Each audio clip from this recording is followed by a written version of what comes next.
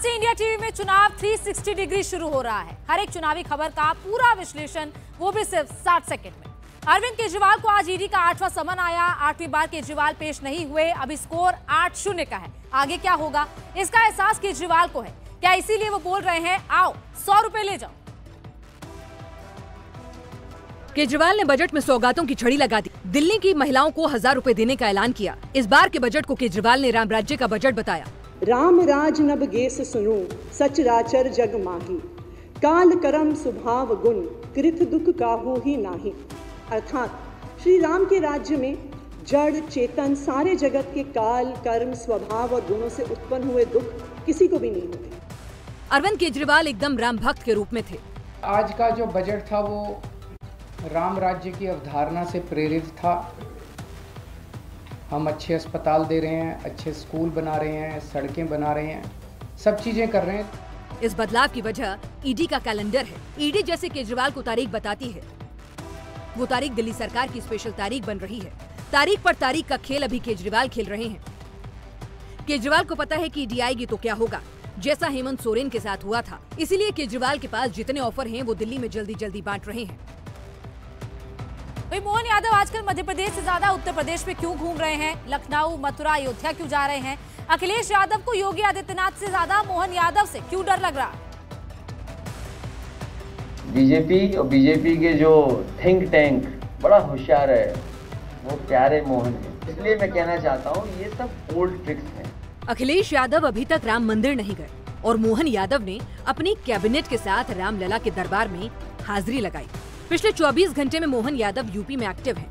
सीधे यादव वोटर्स से बात कर रहे हैं। जय यादव, जय माधव। मोहन यादव उज्जैन दक्षिण की जिस सीट से आते हैं वहां यादव वोटर 1000 नहीं, लेकिन बीजेपी ने जिस दिन मोहन यादव को मुख्यमंत्री बनाया उस दिन इसकी चर्चा सबसे ज्यादा यूपी और बिहार में हुई। यूपी में यादवों की आबादी 9 से 10% है। 9 लोकसभा सीट पर यादव डोमिनेट करता है। अगर यादव साथ आया तो बीजेपी यूपी की इतनी सीटें आराम से जीत जाएगी। अब आप कहेंगे कि यादव अखिलेश को छोड़कर मोहन की बात क्यों सुनेंगे? ये भी मोहन यादव ने ही समझा दिया।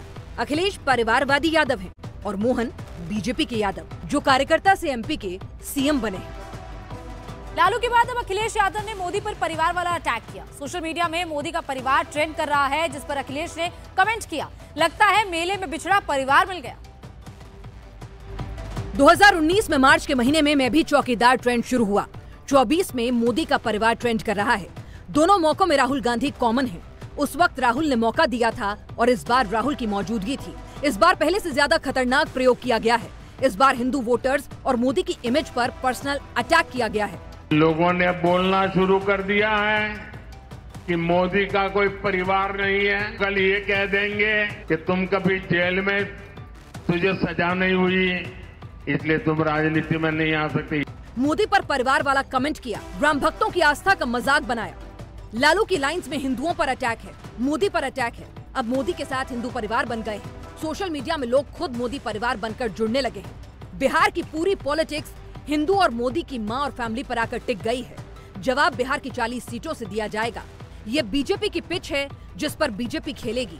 24 का चुनाव अब पर्सनल हो गया है।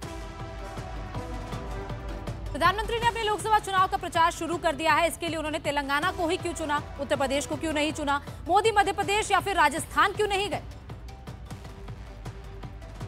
दक्षिण में लोकसभा की 130 सीटें हैं। तमिलनाडु, आंध्र प्रदेश और केरल में बीजेपी का स्कोर 0 है। 2019 में कर्नाटक में ही बीजेपी 25 सीट जीत पाई थी। तेलंगाना इकलौता ऐसा राज्य है जहां बीजेपी को डबल डिजिट की उम्मीद है। 2019 में बीजेपी को तेलंगाना में 4 सीटें मिली थी।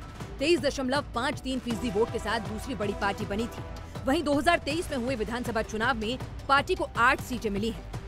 कर्नाटक के बाद तेलंगाना दक्षिण का डबल डिजिट वाला दूसरा राज्य बन सकता है और इसीलिए प्रधानमंत्री मोदी यहाँ पूरा जोर लगाए हुए हैं। तेलंगाना के भी लोग पूरे जोश से कह रहे हैं, अब की बार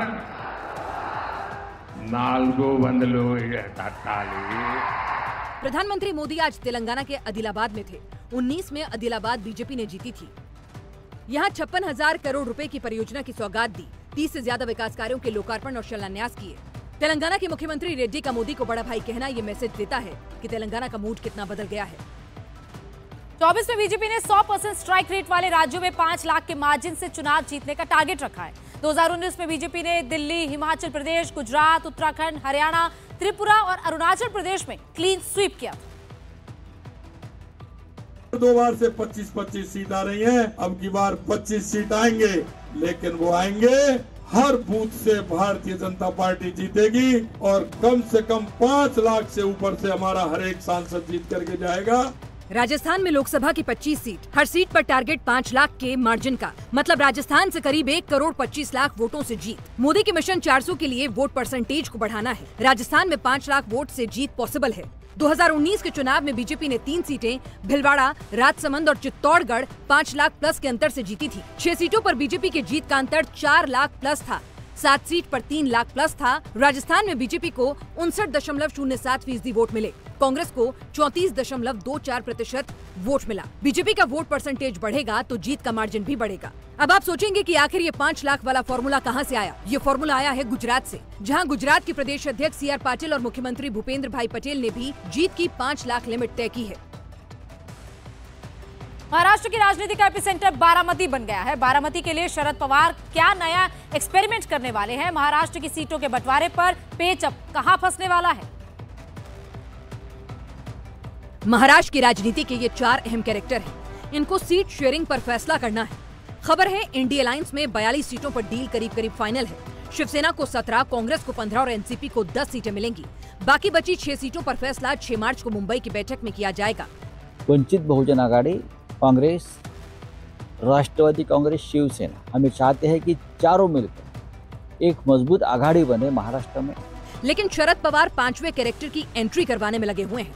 वो 5वां किरदार महादेव जानकर है। अगर महादेव जानकर अलायंस का हिस्सा बनते हैं तो उन्हें माढ़ा सीट मिल सकती है। अब समझिए शरद पवार की रणनीति क्या है। शरद पवार अपनी बेटी सुप्रिया सुले के लिए बारामती सीट को सेव करना चाहते हैं। 2014 में महादेव जानकर एनडीए के साथ बारामती चुनाव लड़े थे।